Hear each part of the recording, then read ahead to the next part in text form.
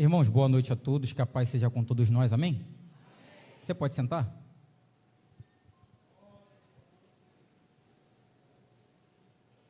Antes de mais nada, irmãos, eu quero dizer que é um prazer estar aqui com vocês mais uma vez.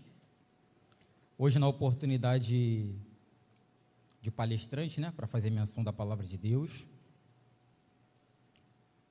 Agradecer de fato a Deus essa oportunidade. Sabe quando você vai assiste aqueles grandes congressos, ou vai a um grande congresso, e você vê aquele pregador fazer menção e agradecer várias pessoas? É chato, né? Mas hoje é inevitável, citar o nome de algumas pessoas. Eu quero agradecer diretamente ao evangelista Mateus, que é um grande amigo de longa data, e ele foi responsável por eu estar aqui nessa noite, fez o convite direto, E claro, o nosso pastor Júnior, foi quem atendeu a solicitação, a sugestão do Mateus, Então, muito obrigado, pastor Júnior.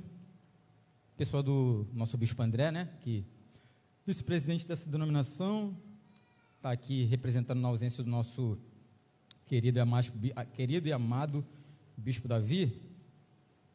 E fazer menção dos meus amigos também, está aqui me acompanhando o Lucas, sua esposa Crislane, minha esposa Milena, o Pedro acabou de cantar, que é um grande amigo meu, e os meus amigos particulares, ímpares, os meus melhores amigos da minha vida inteira, de toda a minha caminhada, que fazem parte hoje desse ministério, que vocês têm cuidado deles muito bem, com o evangelista Luciano, sua esposa, evangelista Dene, sua esposa, evangelista Gerlane, sua esposa, e pastor Diogo Espinha de Queiroz, que é um grande professor nosso, um grande homem, e todos esses são meus professores, aprendo com ele todos os dias. Nosso pastor Simval está aqui também, um prazer te ver, meu amigo, pastor, um dos pastores mais legais que eu já conheci. Você pode conversar com ele de tudo, que não tem crise, não tem estresse, graças a Deus. Irmãos, eu quero ler um texto com vocês, Ezequiel capítulo de número 37, pretendo não demorar, quero que você preste muita atenção nesse momento. O pastor Júnior está falando ali todo momento, que desde de manhã tem uma glória, eu fiquei preocupado, Dizer que participar aqui com vocês no culto, da ordem do culto de vocês, é um prazer até aqui, até esse momento. Se nós encerrássemos aqui, eu particularmente sairia daqui extremamente edificado. Mas Deus nos dá a oportunidade de continuar um pouco mais. Livro do profeta Ezequiel, capítulo de número 37. Quem achou, diga amém. Vamos ler, está escrito assim: Veio sobre mim a mão do Senhor, e o Senhor me levou em espírito, e me pôs no meio de um vale que estava cheio de ossos, e me fez andar ao redor deles, e eis que eram muito numerosos sobre a face do vale, estavam sequíssimos, e me disse: Filho do homem, poderão viver esses ossos? E eu disse: Senhor Jeová, tu sabes. Então me disse: profetiza sobre esses ossos, e dize-lhes: ossos secos, ouvi a palavra do Senhor. Assim diz o Senhor Jeová a esses ossos: eis que farei entrar em vós o Espírito e vivereis. Amém? Só até aqui. Eu estou pensando como que a gente pode começar essa história. Ezequiel capítulo de número 37, o livro do profeta Ezequiel em geral, mas especificamente Ezequiel 37, ele é um capítulo e uma história muito famosa entre todos nós, muito famosa. Nós estamos acostumados a ouvir pregadores, várias pessoas falarem sobre esse texto, explicá-lo em várias situações diferentes, simpósios, congressos, conferências, vídeos na internet. É um texto muito querido, muito famoso, principalmente pelos pregadores pentecostais. E eu acredito que vocês conhecem um pouco dessa história. Mas eu preciso contar um pouco mais, me deter um pouco mais na história desse texto, para poder os irmãos entenderem o que eu quero dizer. O rei Manassés, você sabe que Manassés ele foi um dos piores reis da história dos hebreus, um dos piores. Ele briga ali com Acabe, Manassés, são os que brigam ali para ver o rei que mais descumpriu e mais afrontou Deus diretamente. Manassés foi um rei tão ruim, ele assume o reino, se eu não me engano, tá? Entre 12 a 17 anos, não tem um número muito preciso, e ele reina 55 anos sobre o Judá. E o texto diz, a história diz, a Bíblia diz, o livro dos reis, as crônicas, que Manassés, ele institucionalizou várias práticas pagãs no coração, no seio do povo de Deus, em Judá especificamente. E ele, meu amigo Maurim, está aí também, meu grande amigo, e muitas práticas perversas e pagãs, tanto nas escalas espirituais, cerimoniais, militares, civis, como assassinatos, como matar profetas, como negligenciar os bens comuns e públicos daquela sociedade judaica, até profanar o próprio templo. Todos nós sabemos que o templo dos hebreus, o templo dos judeus, antes, mas principalmente após a construção de Salomão, era o símbolo máximo da nação, o símbolo espiritual máximo da nação, era o templo construído por Salomão, rico, maravilhoso.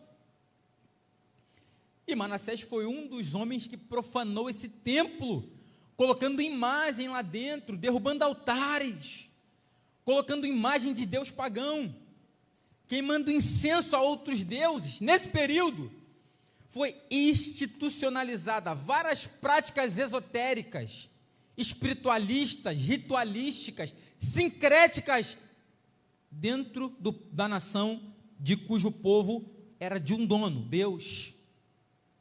Mas a principal prática de Manassés, foi o pecado reiterado da idolatria. A prática do pecado reiterado da idolatria.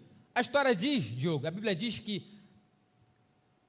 Manassés é um marco tão negativo desse ponto de vista, que a profanação das coisas boas de Judá, de todas as coisas que eu citei, foi sistêmica, Diogo. Foi a ponto de ficar tão forte no povo, que se tornou uma cultura. O povo agora, que se dizia o povo de Deus, se tornou um povo praticamente pagão nas suas práticas espirituais. E Deus, Ele é justo, Deus é justo. A Bíblia diz que a misericórdia de Deus é infinita, mas Ele é justo. É como se existisse uma espécie de taça, tá? Isso é uma analogia.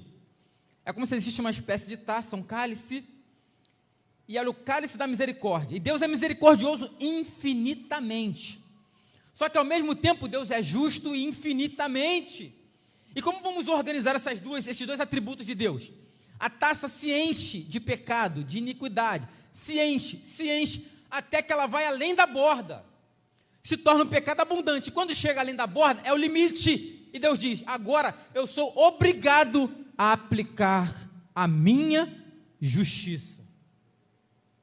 Então, passa-se reinos após reinos, e como eu disse, a idolatria era sistêmica. E por que eu estou falando da idolatria? Porque Jeremias, que é um contemporâneo de Ezequiel e de Daniel, os três viram no mesmo tempo, Daniel e Ezequiel estão no cativeiro, só que Jeremias profetiza em Judá, mas são contemporâneos, estão vivendo a mesma coisa. Então, os escritos se entrelaçam, as histórias se entrelaçam, e Jeremias ele está falando para o povo, que o povo abandonou a Deus, ele está pregando, está dizendo que o povo abandonou a Deus. Jeremias não tinha necessidade de carregar consigo essa mensagem pesada, e se você estudar a história de Jeremias, você fica de mal com Deus.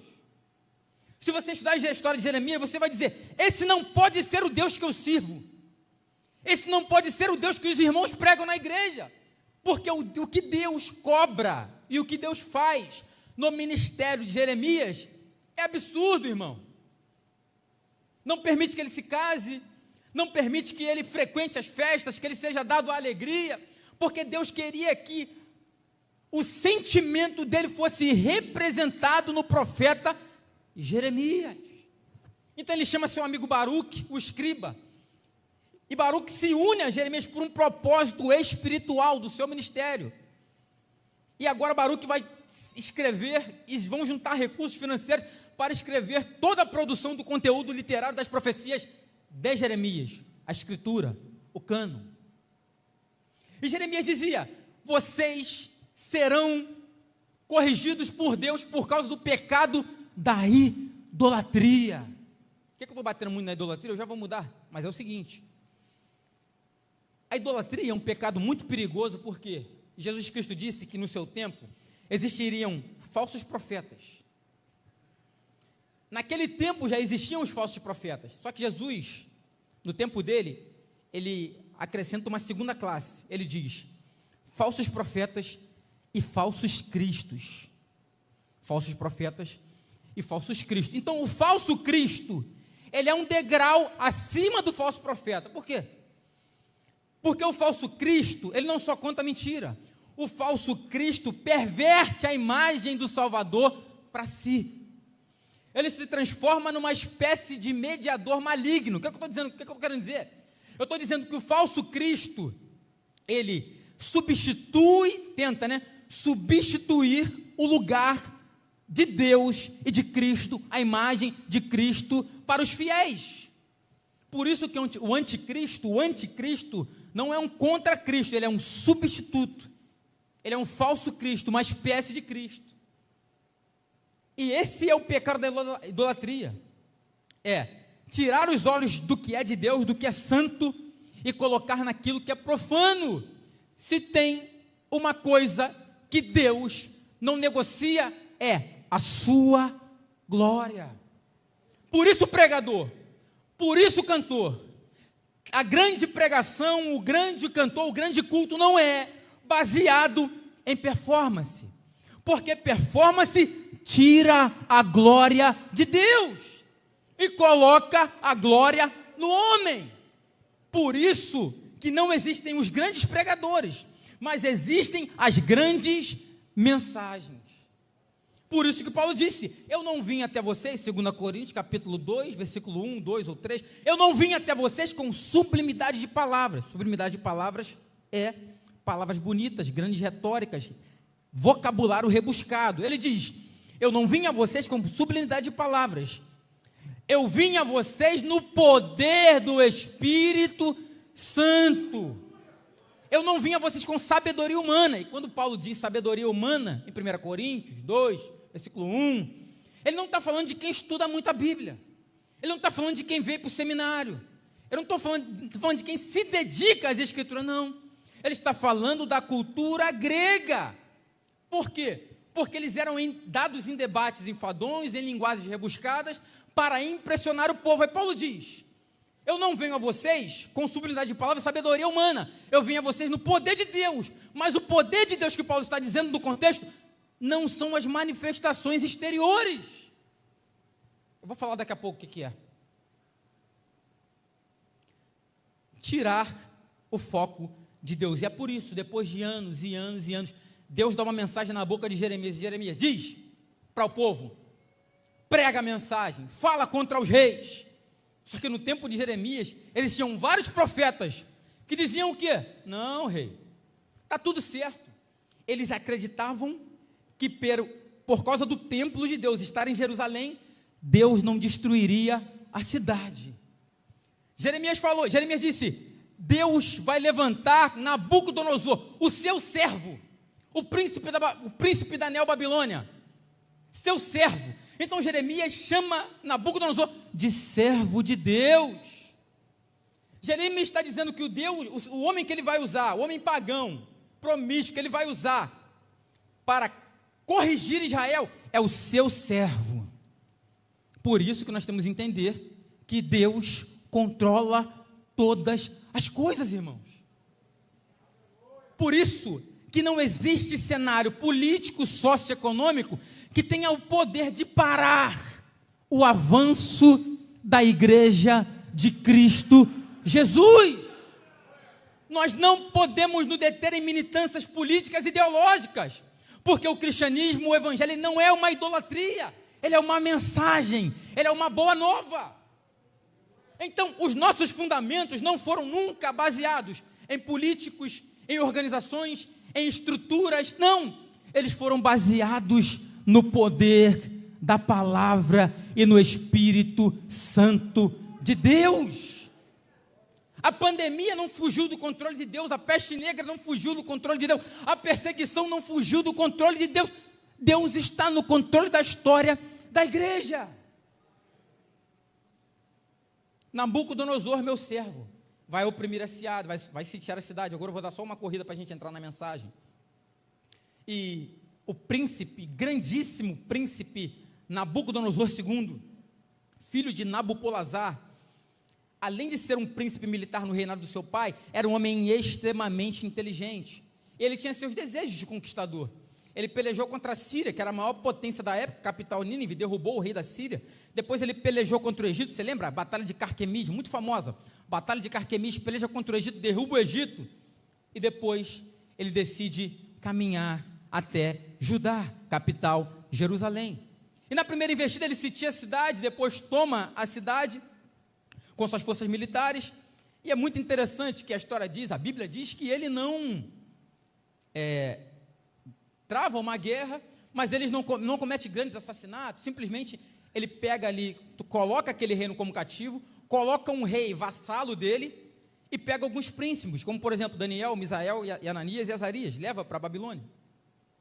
E na segunda investida ele volta de novo, por causa de rebelião, volta a Jerusalém e agora mata bastante pessoas, ele leva pessoas cativos para o exílio, entre eles Ezequiel.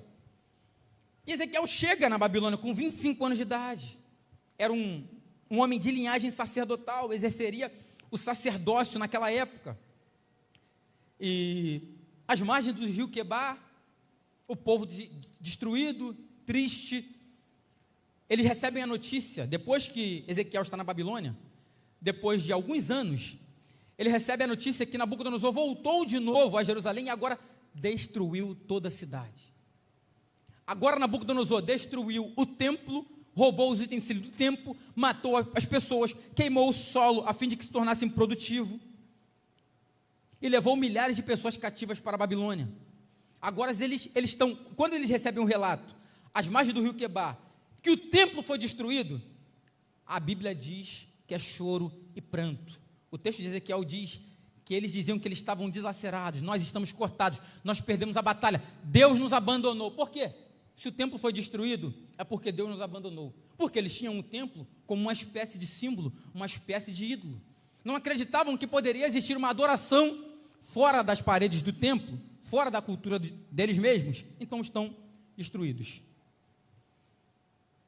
E depois de alguns anos, Ezequiel recebe sua profecia com 30 anos de idade, sua primeira profecia, e depois de alguns anos, 5, 8 anos, não sabemos dizer precisamente, acontece a visão que eu quero pregar nessa noite de Ezequiel, e ele disse: e veio sobre mim a mão do Senhor, e o Senhor me levou em espírito e me pôs em meio a um vale que estava cheio de ossos, e me fez andar ao redor deles.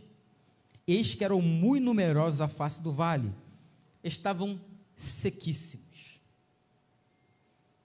Então me disse: profetiza sobre esses ossos, e diz-lhes: ossos secos, ouvi a palavra do Senhor. Eu quero pregar aqui, irmãos, pode se preparar, eu vou pregar aqui e a gente já vai encerrar.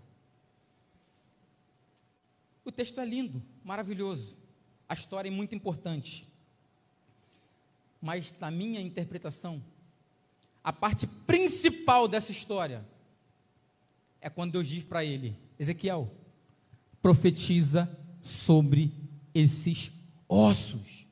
Diogo, Deus Todo-Poderoso, dotado de seus atributos, ele poderia simplesmente, Ezequiel, você está aqui na visão, olha esse exército se levantar. O exército era toda a casa de Israel, ossos sequíssimos, porque sequíssimos no superlativo, porque estavam assim há muito tempo, vivendo perdidos na idolatria, estavam cortados, estavam perdidos espiritualmente. Mas Ezequiel só consegue enxergar através do poder do Espírito Santo que estava acontecendo. E Deus podia dizer, fica olhando que eu vou restaurar a nação através do meu poder, mas Deus não faz isso. Deus diz, Ezequiel, repete para eles a minha palavra. Sabe por quê, irmãos? Existe um método absoluto na história da igreja. Deus instituiu esse método. Nunca abriu mão desse método. Nunca abrirá mão desse método. Existe um método chamado pregação da palavra de Deus.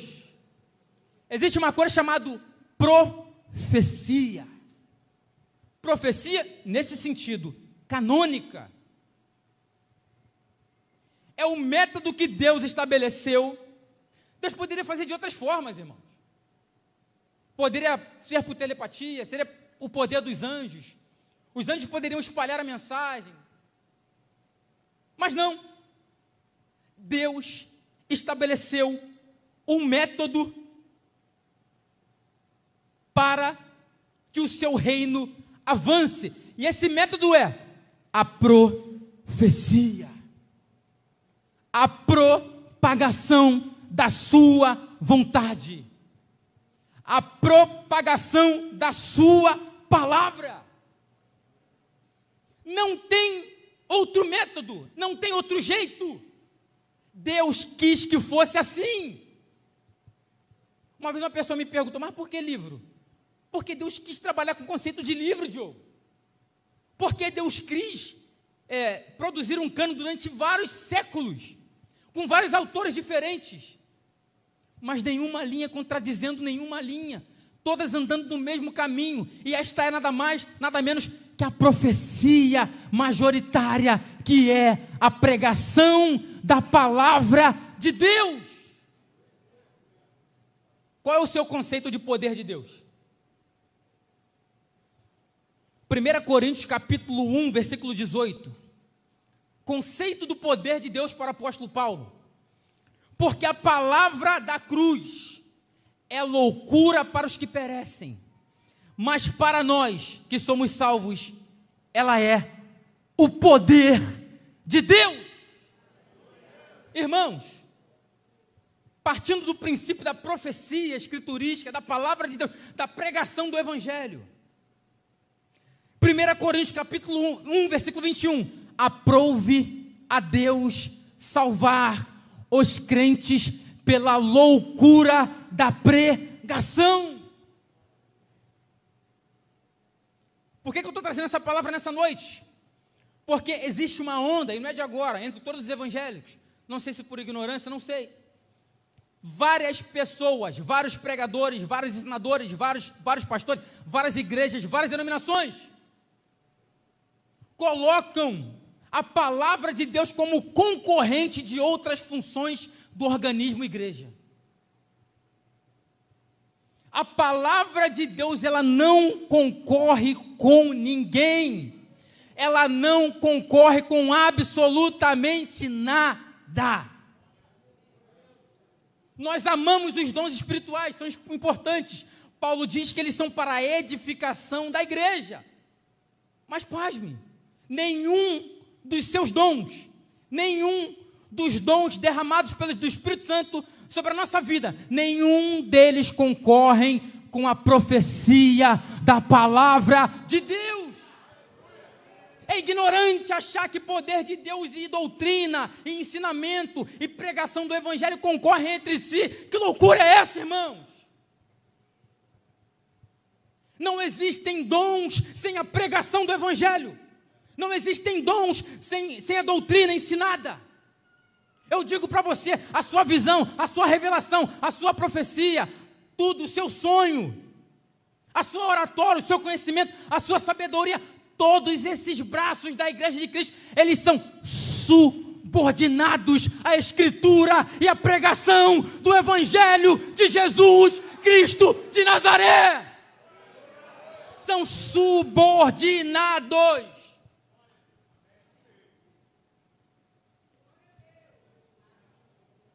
A doutrina, ou a suposta doutrina, sem as Escrituras, ela te transforma em um religioso. Ela te transforma em um cumpridor de regras. Ela coloca como autoridade, não as Escrituras, mas o RI da igreja, o regime interno, o costume, a tradição. Não vê os nossos amigos católicos, que eles dizem que a Bíblia é importante, mas a tradição está acima da Bíblia. É o contrário. A Bíblia está acima de tudo. Os dons emanam dela, junto com a ação e o poder do Espírito Santo de Deus. Uma igreja que se diz avivada, mas não tem fome. Uma igreja que se diz avivada, mas não tem fome da palavra de Deus, não pode ser considerada como igreja.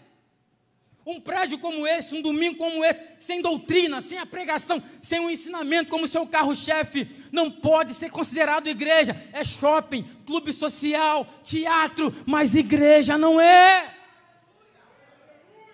A fé, sem as Escrituras, ela é pensamento positivo. Ela é força mental. Ela te diz para decretar, para exigir de Deus, para reivindicar os seus direitos. Essa é a fé sem as Escrituras. Não existe fé cristã sem Cristo. Mas para nós que temos a palavra de Deus, a Bíblia diz que Deus, Cristo, revelado na sua palavra, Ele é o autor e consumador da nossa fé. Ela é o firme fundamento. A Bíblia está falando todo o Novo Testamento sobre fundamento, sobre estrutura, edificar a casa na rocha, à toa não. Ela é o firme fundamento das coisas que não se vê, mas daquilo que se espera porque é real. Cristo Jesus é real. Quem recebe essa palavra? Quem recebe esta palavra? Glória a Deus.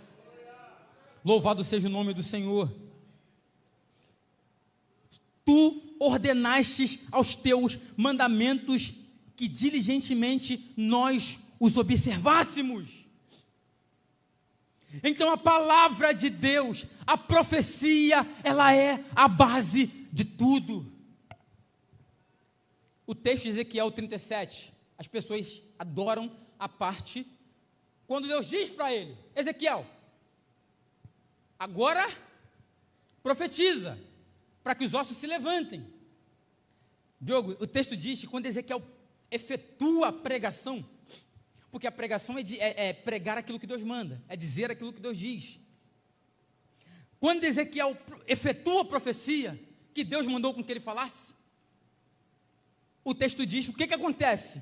Cada osso se junta a seu osso. Cada osso se junta ao seu osso. Por quê, irmãos? Porque a união, a ideia de corpo, trabalhado nas Escrituras, tem a ver com a união. Nós somos membros de um corpo em que Cristo é o cabeça. Então, sem a profecia, não tem união de ideias.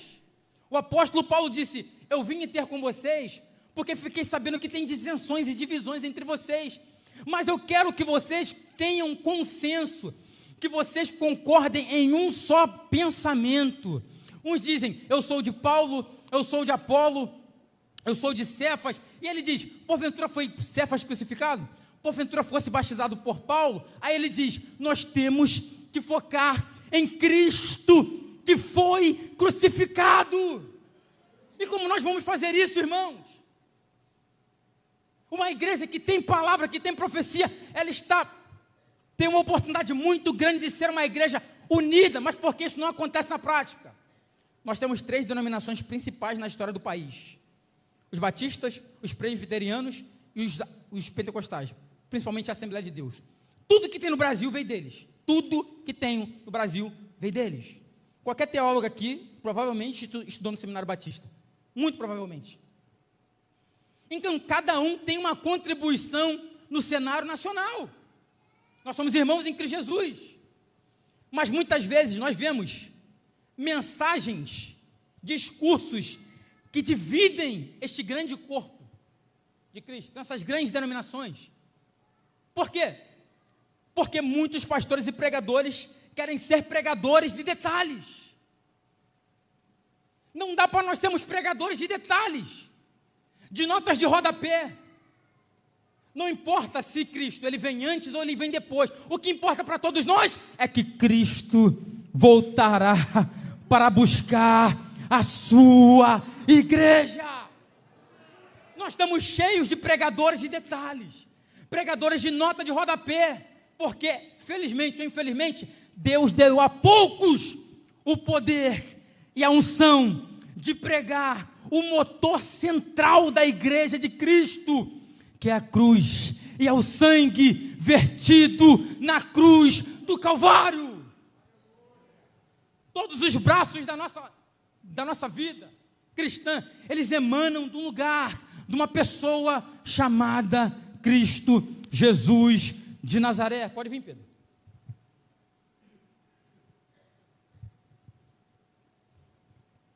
Então, através da profecia acontece o quê?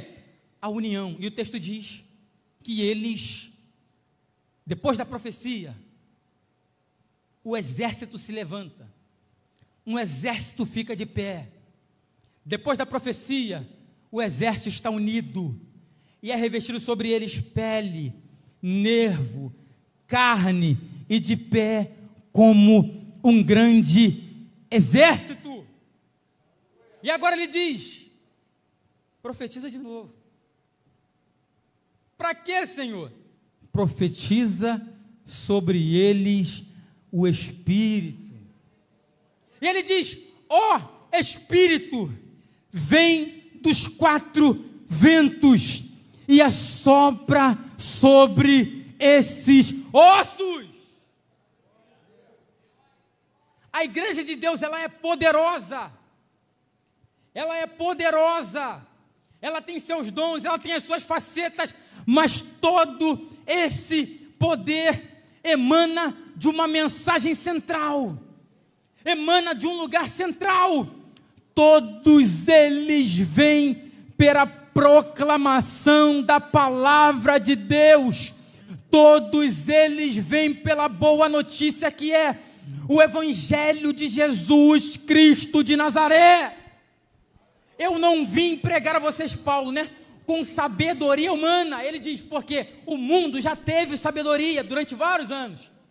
E essa sabedoria, no caso ele está dizendo as ciências do mundo, essa sabedoria não conseguiu encontrar a Deus. Por isso que eu não venho na sabedoria humana. Aí ele diz, eu venho no poder da cruz de Cristo. Pregadores de detalhe, irmãos, eu respeito todas as literaturas, é claro. Mas se você for num presídio hoje e largar um caminhão de livros com os maiores autores da história do nosso país, tal como Clarice Lispector, tem vários eventos dela aí, Clarice Lispector, Jorge Amado, Carlos Drummond de Andrade, o mais famoso de todos eles, Machado de Assis, grandes poetas, ensinaram o mundo a ler, a escrever, Brasil. Mas eu quero dizer para você, o que Paulo está dizendo é que toda essa ciência, toda essa sabedoria não tem o poder de transformar a vida de ninguém. Os gregos viviam nos seus templos, debatendo, Sócrates, Platão, debatendo a posição da lua, a posição do sol, ciclo da chuva, ciclo do oxigênio, mas eles não conseguiram mudar a sua realidade. Mas um homem nascido no canto do mundo, em Nazaré, o seu nascimento não foi noticiado em nenhum jornal, não foi comentado por ninguém, juntou 12 discípulos, e agora nós vivemos numa era que se define antes de Cristo e depois de Cristo. Esse é o nosso Deus, esse é o nosso rei. Várias religiões têm a sua importância social.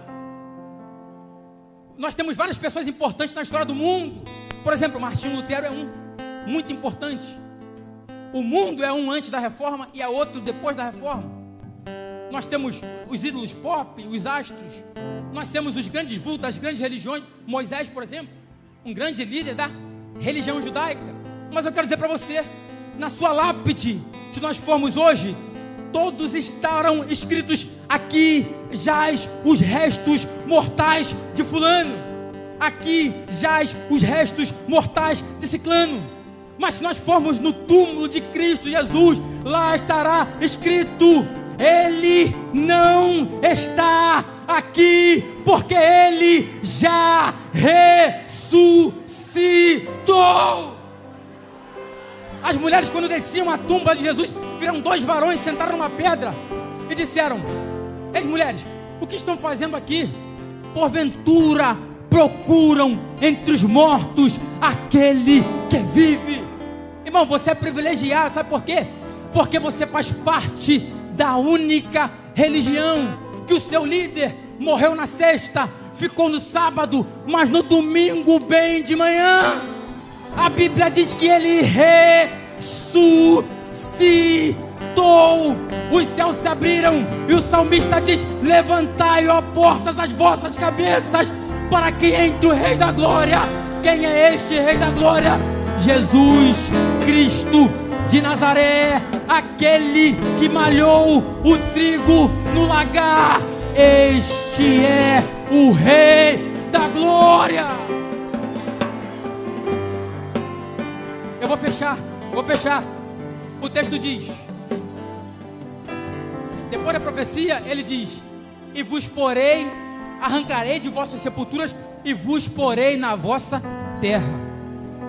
E vos porei na vossa terra. João capítulo 14, versículo 1. Não se turbe o vosso coração. Crede em Deus, crede também em mim. A casa de meu pai há muitas moradas. Se não fosse assim, eu não teria dito a vocês: eu vou preparar um lugar para vocês, para quando eu vier, aonde eu estiver, vós estará comigo também. Foi preparar o lugar. Os hebreus da Babilônia, quando Ciro toma, depois de 70 anos, eles construíram casas, patrimônios. A história diz: viraram banqueiros. Daniel está trabalhando no palácio, ocuparam posições políticas. E quando Ciro dá o decreto: pode ir, a promessa, o cativeiro se foi, agora a promessa da reconstrução, pode ir. A história diz, a Bíblia diz, que uma minoria quis voltar para a terra prometida. A maioria quis ficar. Sabe por quê? Porque se acostumaram com a terra, se acostumaram com aquele lugar. Estavam preocupados se iriam se casar, se iriam dar-se por casamento, se iriam se formar, se iriam assumir cargos políticos. Essa era a preocupação. Mas Cristo diz: porfiai pela porta, entrar pela porta estreita, estreita é a porta apertada do caminho que leva à salvação, e poucos passarão por ela. Eu quero dizer uma coisa para você nesta noite: a salvação da sua alma é para poucos. Abrace essa oportunidade. E vos porei na vossa terra. Apocalipse capítulo 19. E vi o céu aberto, e eis um cavalo branco, e o que estava sentado sobre ele chamava-se Fiel e Verdadeiro, e julga e peleja com justiça. Estava vestido de vestes salpicadas de sangue, e o nome pelo qual se chama é a Palavra de Deus. E no vestido e na sua coxa tem escrito: Rei dos Reis, Senhor dos Senhores. Você pode ficar nessa noite? Levantar de pé? Pode ficar de pé nessa noite?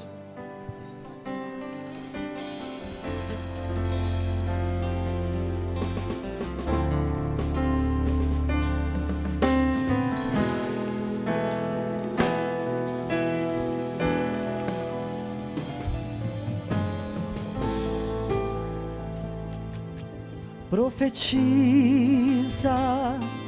no Espírito,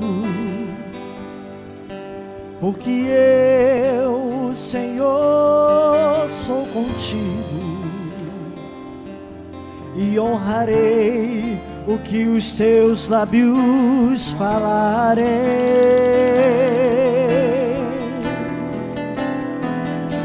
Quando profetizares, profetiza com autoridade. Diga minha palavra com verdade. Ela é força, ela é vida, ela é poder. E estes ossos secos viverão.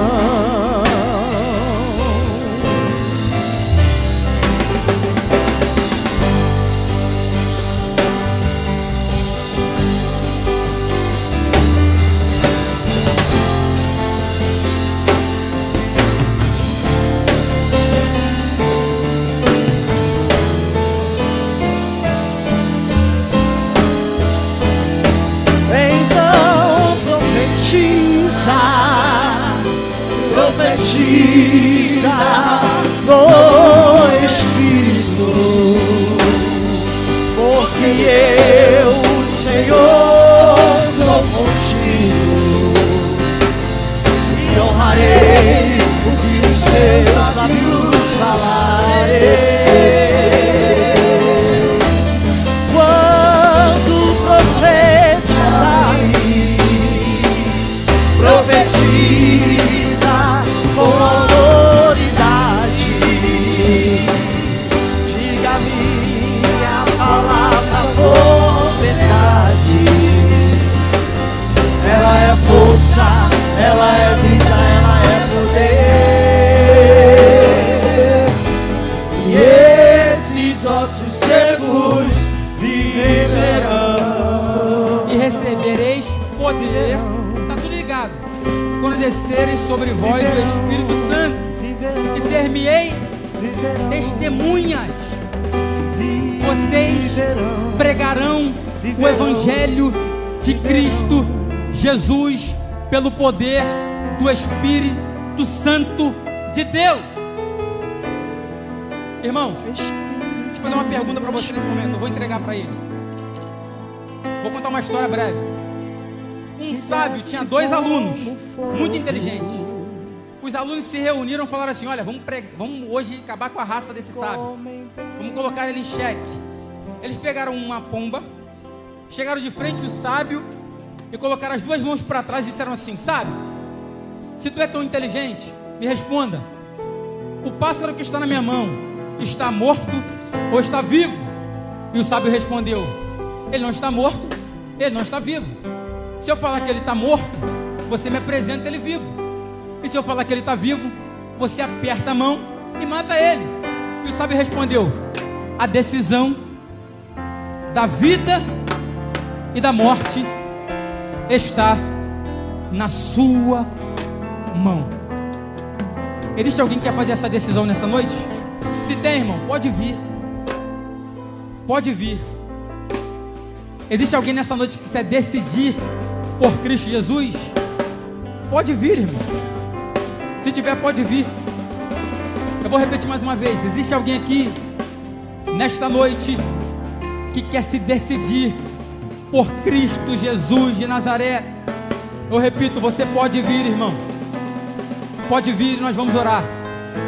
Não tem ninguém? Não tem ninguém nesta noite? Eu quero fazer um outro apelo aqui nessa noite. Sério, sério. Existe alguém nesta noite que foi acometido de alguma enfermidade, que está com problema de enfermidade, que tem uma mãe com problema de enfermidade, que tem algum familiar com alguma doença incurável, alguém desenganado pelos médicos? Se tem, venha aqui nesta noite, sem dúvida, venha sem dúvida. Existe alguém nesta noite que tem um familiar, que tem um parente, ou você mesmo tem uma doença incurável, você mesmo foi desenganado pelos médicos. Eu quero dizer para você: venha aqui na frente nesta noite, porque hoje você será curado para a honra e glória do Deus Todo-Poderoso. Eu tenho que ter a plena convicção de que você acredita que Deus pode te curar nesta noite. Eu disse para você que os sinais, eles acompanham a palavra de Deus, e as manifestações exteriores, eles acompanham a proclamação genuína do Evangelho de Jesus Cristo. Então, se você vem, pode vir aqui na frente, porque Deus muito provavelmente vai te curar nesta noite. Pregador, você tem dom de cura? Não, eu não tenho dom de cura, mas eu acredito que pela fé em Cristo Jesus, pela oração da nossa igreja nesta noite, você ficará curado nesta noite. Eu quero pedir a atenção de toda a igreja nessa, nós vamos orar juntos. Deus, em nome de Jesus, nesse momento nós queremos pedir, Pai, nós queremos te pedir. A tua palavra diz que aquele bate, a porta se abre, o que busca, encontra, Senhor. Eu quero pedir nesta noite especificamente, esses irmãos que vieram aqui na frente, que estão desenganados pelos médicos, que essa enfermidade, esse problema físico está dificultando a sua vida, está dificultando o seu trabalho, uma perca da saúde inesperada.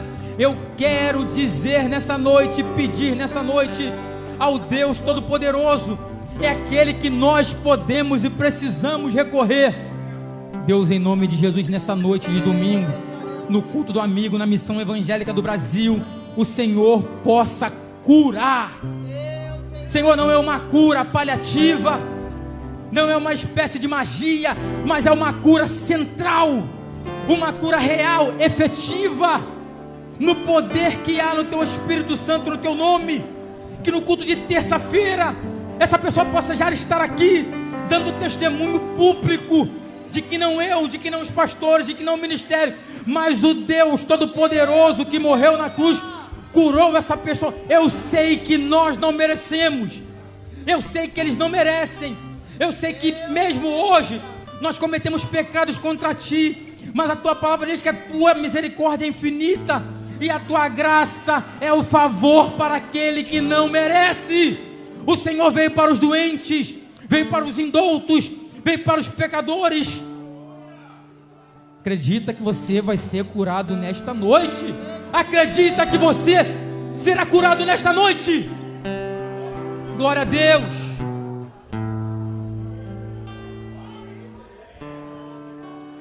Deus, faz a cirurgia nesta hora, Pai. Faz a cirurgia neste momento, Pai. Dá-nos um sinal segundo a Tua vontade aqui na missão evangélica do Brasil nesta noite. Nos marca espiritualmente nesta noite, Pai. Continua orando, continue descendendo. Pode louvar, Pedro, pode louvar, porque Deus irá nos dar um sinal nesta noite. Pra te descrever. Oh glória, louvado seja o nome do Senhor. Tu és santo. Oh glória a Deus. Tu és santo. Entra com providência agora, Senhor. Essa pessoa está precisando, Senhor. Essa pessoa está se humilhando, Pai. Ela está se colocando nos Teus pés, Pai. Em nome de Jesus, Senhor. Descortina um pouco do Teu poder nesta noite. Descortina um pouco da Tua graça nesta noite. Nessa mãe de família, nesse pai de família, nesse parente, nessa criança, Pai. Espírito Santo de Deus, que fala comigo e ora comigo com gemidos inexprimíveis. Em todo receba momento, a Tua cura em nome de Jesus nesta noite. E terça-feira eu quero você aqui contando o teu testemunho.